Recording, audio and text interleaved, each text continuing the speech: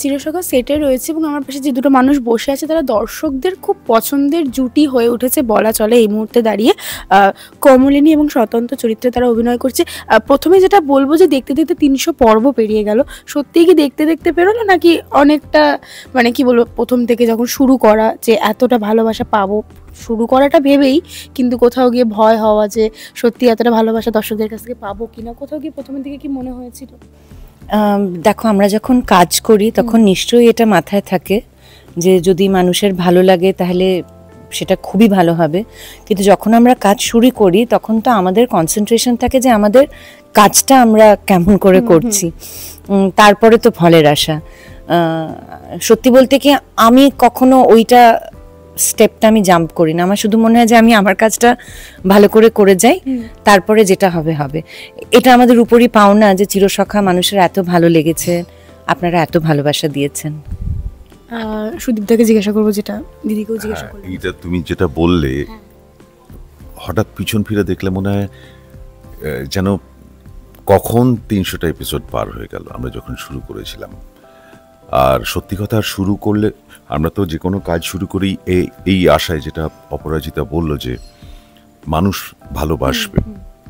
আমরা আমাদের পারফরমেন্স দেওয়ার চেষ্টা করি, সৎভাবে পারফরমেন্স দেওয়ার চেষ্টা করি, যাতে আমরা আশা করি যে মানুষ সেগুলোকে ভালোবাসবে।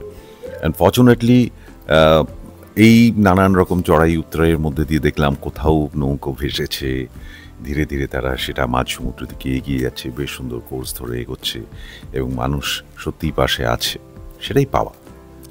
এই যে চরিত্র, যেমন দুজনের চরিত্রের ক্ষেত্রে জিজ্ঞাসা করছি, এই যে অভিনয় করার পরে দর্শকরা এত ভালোবাসছে, দর্শকদের কাছ থেকে পাওয়া খুব ভালো একটা কমেন্ট তোমাদের যদি জিজ্ঞাসা করি, মানে পেয়েছো? আমি না খুব একটা সোশ্যাল মিডিয়াতে অ্যাক্টিভ নই। তুমি কমেন্ট নিশ্চয়ই সোশ্যাল মিডিয়াতেই তো কমেন্ট, সুতরাং অনেক মানে কি বলবো, মানুষের আমি ইউটিউবে চোখে পড়ে বা ইনস্টাগ্রামে চোখে পড়ে। হ্যাঁ, মানে তার মধ্যে তুল্যমূল্য ফেসবুকে আমি নেই। তুল্যমূল্য বিচার করে বলাটা খুব কঠিন, তার কারণ যারাই ভালোবেসে যা যা কমেন্ট করেছেন সেগুলো আমরা মন খুলে নিই, ভালোবেসে গ্রহণ করি, এবং যারা ক্রিটিসাইজও করেন সেটাও আমরা চেষ্টা করি সাদরে গ্রহণ করার। দাদা তুমি? তুল্যমূল্যভাবে বিচার করাটা প্রতিদিনই নানান রকম কমেন্ট আসে, আর সেটা বিচার করার জায়গাতেও আমরা নেই। কিন্তু যেটা সব থেকে ভালো লাগে যখন মানুষ নিজের সঙ্গে রিলেট করতে পারে, তো সেরকম বহু মানুষের আগ্রহ আমরা জানি এই চরিত্রগুলিকে নিয়ে, নিজের জীবন দিয়ে তারা রিলেট করে। এই যখন সিরিয়ালটা শুরু হয়েছিল তারপর থেকে কেউ কেউ সেরকম আসে, বেশ কিছু যারা নিজেদের কমলিনীর জায়গায় বসায় এবং তারা এক্সপেক্ট করে তাদের কাছে একজন স্বতন্ত্র থাকবে।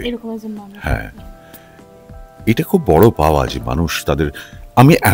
আমি একটা ঘটনা বলছি। একজন আমি সোশ্যাল মিডিয়া থেকেই জানা, উনি বহু বছর ধরে আমার সঙ্গে আছেন, বয়স্ক মানুষ, অসুস্থ হয়ে পড়েছিলেন এবং উনি চলতে পারতেন না। চিরসখা শুরু হওয়ার পর, এটা উনি আমায় মেসেজ করেছিলেন বলে আমি জানি, উনি চিরসখা শুরু হওয়ার 3 মাস পরে আমাকে মেসেজ করেছিলেন যে ভাই, আমি কদিন কোথায় আমি অসুস্থ ছিলাম, আমি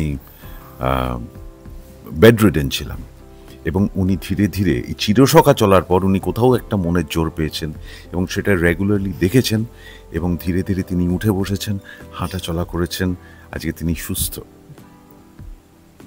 আমি জানি না কেন, কিভাবে, বাট কোথাও বোধহয় তাকে এই যে মোটিভেট করতে পেরেছে, এটা একটা বড় পাওয়া। এখানে আমাদের সঙ্গে বহু মানুষ দেখা করতে এসেছেন, অনেক দূর থেকে আসে, সেটাই এসছে দেখা করতে। তো এইভাবে আমরা ভালোবাসাটা বুঝতে পারি। মানে চিরসখা বেসিক্যালি, তুমি যে ঘটনাটা বললে Sudip da, it's a magic. আর চিরসখা ম্যাজিক ইজ দেয়ার, তার কারণ যেটা সুদীপ দা বললো, কমলিনীর সঙ্গে রিলেট করতে পারে এরকম অনেক মানুষই আছেন। ফলত কমলিনীর গল্প, স্বতন্ত্রর গল্প, এমনকি কুর্চি পিসি, মিটিল, সবার সঙ্গেই রিলেট করতে পারে। তাদের গল্প যেন ওনাদের জীবনেরও ঘটনা এবং গল্প হয়ে উঠেছে। এর থেকে বড় পাওয়া আর কি হতে পারে?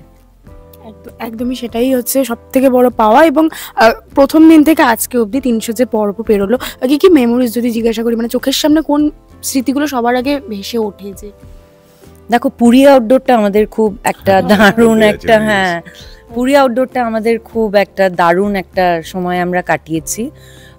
খুব সকাল থেকে শুটিং হতো, কিন্তু আমাদের ডে লাইট প্যাক আপ হয়ে যেত, তো তারপরে আমরা নানান জায়গায় ঘুরে বেড়াতাম।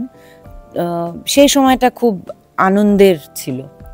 আমি তো একবার ওদের সঙ্গে শপিং করতে গেছিলাম এবং আমার প্রচুর খুশি ছিল। কারণ না আমাদের জন্য নয়, সেইটা বলো, তোমরা কি ভাববে এটা শুনে? তুমি এমন এমন জিনিস দেখিয়ে দিতে, এটা নাও সুদীপ দা, এটা খুব সুন্দর, এটা ভালো লাগবে। হ্যাঁ হ্যাঁ আচ্ছা, আমি তো দিয়ে দিলাম। তারপরে দেখলাম যে আমার মানে ক্যাপাসিটির বাইরে সেটা, কিন্তু খুব মজা হয়েছিল। মানে আমরা মানে ওরা ছিল বলে ভরসা করে আমি ওই সিলভারের জিনিসপত্র কিনতে পেরেছিলাম। নইলে আমি ভীষণ অলস এবং আমি কেনাকাটিতে একদম আগ্রহী নই। সমস্ত মহিলাদের পাল্লায় পড়ে সুদীপ দা কর্নার্ড হয়ে এরম এরম করতে করতে এইটা দেখো সুদীপ দা, এটা খুব ভালো। হ্যাঁ হ্যাঁ, কিন্তু সারাদিন আমরা খুব মজা করতাম। ওখানে ওই বিচের উপরে খাওয়া দাওয়া করা একসঙ্গে, আমাদের তাও পেতে দেওয়া হতো, সেখানে আমরা একসঙ্গে বসে খেতাম। আর খুব ভোরবেলা, তখন শীতকাল, জানুয়ারি মাসে, আমরা 1 জানুয়ারি এখান থেকে আমরা গেছিলাম, তো ভোরবেলা একদম 4টের সময় বোধহয় উঠে পড়তে হতো, 5টা 5:30টার সময় আমাদের কল থাকতো বিচে। প্রায় প্রত্যেক দিনই আমাদের তাই হয়েছে, একদিন দুদিন হয়তো যেদিনকে বাদ হতো সেদিনকে তো সবাই ঘুমোতাম আর কি। কিন্তু ওই সারাদিন ওই ভোরবেলার সমুদ্রের পাড়টা it use to B amazing, দারুণ।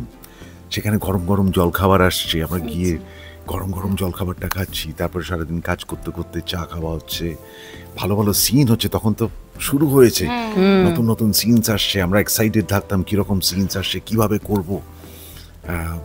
তারপরে তাঁবুতে লাঞ্চ করতে যাওয়া, সবাই একসঙ্গে বসে খাওয়া দাওয়া করা, টিফিন করা, বিচের পাশে যে ওই স্ন্যাক্স ফ্যাক্স পাওয়া যেত, যেগুলো স্ট্রিট ফুড টাইপ, সেগুলো খাওয়া। তারপরে ওখানে গিয়ে ওরা তো ফুচকাও খেয়েছে উল্টো দিকে, এসব খুব মজা হতো। ট্রিপও হয়ে গেছে বলা চলে, মানে শুটিং এর ফাঁকে ওয়েট করেছি ওরকম আবার একটা আউটডোর কবে হবে সেটা। এবং সবার সাথে এই যে কাজ করতে করতে কোথাও গিয়ে একটা বন্ধুত্ব হয়ে যাওয়া, প্রত্যেকদিন বাড়িতে যে টাইমটা না থাকা হয় তার থেকে মনে বেশি টাইম সব থেকে বেশি হয়। মানে ওই আউটডোরটা কিন্তু আমাদের আরো বেশি, কারণ সেখানে তো মেকআপ রুম নেই। আচ্ছা, হ্যাঁ, তো ওই যে বিচে সবাই মিলে একসঙ্গে যাওয়া, সেখানে না একজন আরেকজনের সঙ্গে আরো বেশি করে পরিচিত হলাম আমরা। সেটা একটা কথা কি ভালো লাগে। এবং গল্পের মোড় যেদিকে ঘুরেছে, আমরা যতদূর দেখলাম যে তোমার উপর একটা কোথাও গিয়ে একটা মানে চাপ বলা ভুল হবে, যে একটা ভুল ইনফরমেশন যেটা সবার কাছে রয়েছে, এবং সেটাই কি কোথাও গিয়ে তুমি বিশ্বাস করে নিয়েছো? না, কমলিনী বিশ্বাস করেনি, এবং কমলিনী স্বতন্ত্রর পাশে থেকে লড়াই করার চেষ্টা করছে, ঠিক যেরকম ভাবে কমলিনীর পাশে স্বতন্ত্র সর্বদাই থেকে সমস্ত রকম লড়াই করেছে। এবং তুমি তো সেটা কোথাও কি প্রমাণ করতে হবে, তোমার এরকম কোন একটা চ্যালেঞ্জের মুখে পড়েছো বলা যায়। হ্যাঁ, সেটা নিয়ে গল্প এই মুহূর্তে এগোচ্ছে। এবং অনেক সময় হয় যেটা মানে বাস্তব ক্ষেত্রে আমি যদি জিজ্ঞাসা করি, যে মানুষটা মানে ভালোবাসার মানুষের ক্ষেত্রে যদি আমি জিজ্ঞাসা করি, যে হয় না যে ধরো কোনো একটা ক্ষেত্রে সে ভুল করেছে, তোমাদের ক্ষেত্রে যদি জিজ্ঞাসা করি তোমরা সেই বিষয়টাকে কিভাবে দেখো, যে যত যাই হয়ে যাক না কেন বাসের মানুষটাকে বিশ্বাস করাটা কোথাও গিয়ে খুব দরকার? অবশ্যই সুদীপদার ক্ষেত্রে যে কোনো সম্পর্কেই তো বিশ্বাস এবং শ্রদ্ধা, পারস্পরিক সম্মানটা খুব ইম্পর্টেন্ট। তো সেক্ষেত্রে মানে ভুল অনেক সময় হয় যে হয়তো হতেই পারে সেটা। মানে এবার তুমি যেটা বলছো, তাহলে সেই প্রশ্নটা করতে হবে যে ভুলটা সে কি করেছে, বুঝতে পারছো? ওরকম একটা ভুল করেছে বললেই বলে দিলে হবে না। এখন সে ভুল করে চুইংগামের বদলে বাবল গাম খেয়ে নিয়েছে, সেইটা হ্যাঁ, মানে so you have to be specific যে ভুলটা সে কি করেছে, মানে ভুলটা কতটা এবং কি মারাত্মক পরিমাণে যদি সেটা চলে যায় সেক্ষেত্রে একটা আলাদা বিষয়। তোমাকে পরিষ্কার করে বলতেই হবে ভুলটা কি। বলো তুমি ভুলটা কি বলো। যে কোনো মানে ধরো আমি তোমাকে বলতে চাইছি এটা, যে কেউ তোমাকে এসে বললো যে কোনো ক্ষেত্রে, আমি দুজনকে কিন্তু প্রশ্নটা করছি, যে আমি দেখলাম তোমার হাজবেন্ড বা তোমার ওয়াইফ এরকম একজনের সাথে আমি দেখলাম সে ঘুরতে গেছে, তাহলে আমার হাজবেন্ড বা ওয়াইফ ভুলটা কোথায় করলো? না তুমি যদি সেটাকে তখন বিশ্বাস করে নেবে যে ওকে সত্যি ঘুরতে গেল আমাকে না বলে, আমি সেটা জিজ্ঞাসা করছি, নাকি তাকে জিজ্ঞাসা করবে, তার উপর ট্রাস্টটা বেশি থাকবে যে না সে কোনো ভুল করেনি। মানে যে তোমার কোয়েশ্চেনটা কি, সে কোনো ভুল করেছে না করেনি, আগে সেইটা বলো।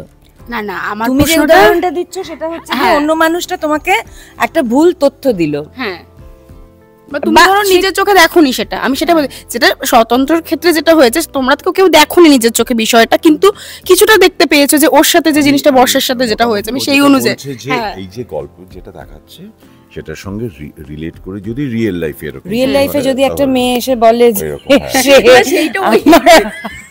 এরকম বলছো, ওইটা বলিনি, মানে তাহলে তুমি বলো যে সে কোনো ভুল করেনি, কিন্তু কেউ একটা তোমার পার্টনারের নামে এসে কিছু একটা বললো, তো ডেফিনেটলি আগে সেটা তার পার্টনারকে গিয়ে আমি জিজ্ঞেস করবো যে এটা কি হয়েছে। হ্যাঁ, ওটাই আমি বলতে চাইছি। অনেক সময় আমরা ভুল করে যে যেটা বললো সেটাকে ধরে নিই যে এটা হতেই পারে, এরকম ভুল যদি কেউ করে তাহলে সেই মানুষটা বিশাল বড় ভুল করছে। না, সেরকম ভুল করে মানুষ, সেটাই বলছি, সেই ভুলটা করে, অনেকেই করে সেটা, এবং সেটাই করা উচিত নয়, যখন একজন পার্টনারকে সে পার্টনার সেই কারণেই যেহেতু তাকে বিশ্বাস করা যায় এবং যাকে ভরসা করা যায় এবং তাকে রেসপেক্টও করা যায়, এটা শুধু পার্টনার বলে না, যে কোনো, ধরো আমার বন্ধু যদি হয়, তার সম্পর্কে কেউ যদি বলে I would be the first person to stand beside my friend, আমি পরে দেখবো সে ভুল করেছে না ঠিক করেছে। কোনো বন্ধু যদি বিপদে পড়ে, তাকে কেউ যদি ব্লেম করে, আমি পরে দেখবো সে ভুল করেছে না ঠিক করেছে, আগে আমি তার পাশে দাঁড়াবো, কারণ সে আমার বন্ধু। You get me? আমি কি বোঝাতে চাইছি? আমি আগে তার পাশে দাঁড়াবো, যাও, এবারে আমি সে ঠিক করেছে না ভুল করেছে সেটা, এটা আমাদের ব্যক্তিগত জায়গা থাকবে, সেটা কখনো পাবলিক হবে না। একদমই তাই। এবং এই চিরসখার যে পুরো গল্পটা, সেটা কোথাও গিয়ে মানুষ রিলেট করতে পারে, যেটা তুমি প্রথমে বলে যে বাস্তবের সাথে অনেক বেশি মিল আছে। সব ধারাবাহিকের ক্ষেত্রে সেটা সবসময় থাকে না, কিন্তু এক্ষেত্রে যেটা হয়েছে বাস্তবের সাথে অনেক মিল, অনেক মেয়ে এবং অনেক ছেলে পুরোটাই তারা বিষয়টাকে রিলেট করতে পারছে, সেটা তো কোথাও গিয়ে একটা ভালো জায়গা তৈরি করছে না? হ্যাঁ, অবশ্যই। সেটাই, মানে আমাদের সিরিয়ালের প্রত্যেকটা চরিত্র অত্যন্ত রিলেটেবল, তার মানে এটা মানুষের গল্প বলছে, সমাজের গল্প বলছে, সেই জন্যই নিশ্চয়ই রিলেট করতে পারছে সবাই, অবশ্যই সেটা একটা খুবই ভালো লাগার জায়গা। একই কথা মানুষের রিলেট করতে পারছে, তার কারণ এই চরিত্রগুলো বাস্তবে দেখা যায়, এই ঘটনাগুলো বাস্তবে ঘটে, অনেক ক্ষেত্রেই এর থেকে অনেক বেশি ঘটনা ঘটে। আমাদের এখানে তো লিমিট আছে, অনেক লিমিটেড, কিন্তু এই বাস্তব ঘটনাগুলো তুলে ধরে সেই ঘটনাগুলো কিভাবে ফেস করা উচিত, অনেক সেইগুলো নিয়েই আলোচনাটা হয় আর কি। এই যে আমাদের আশেপাশে যে চরিত্রগুলো, যে প্রশ্নগুলো তোলে, এগুলো কিন্তু সামাজিক প্রশ্ন, এবং তারই সলিউশন এর মধ্যে দিয়ে।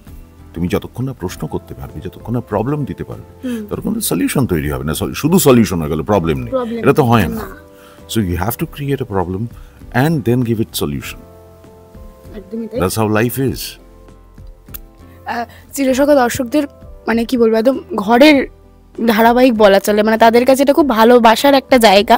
তো দর্শকরা তো ভালোবাসা দিচ্ছে, দর্শকদের উদ্দেশ্যে শেষ করবো, দর্শকদের এটাই বলবো যে আমরা আপ্লুত আপনাদের ভালোবাসা পেয়ে, আমরা যেন আপনাদের ঘরের গল্প হয়ে, ঘরের মানুষ হয়েই থাকতে পারি। আমাদের সঙ্গে থাকুন আর দেখতে থাকুন স্টার জলসার পর্দায় চিরসখা, রাত 9টায়। একই কথা, যে আপনাদের ঘরের, আপনাদের মনের হয়ে যেন থাকতে পারি।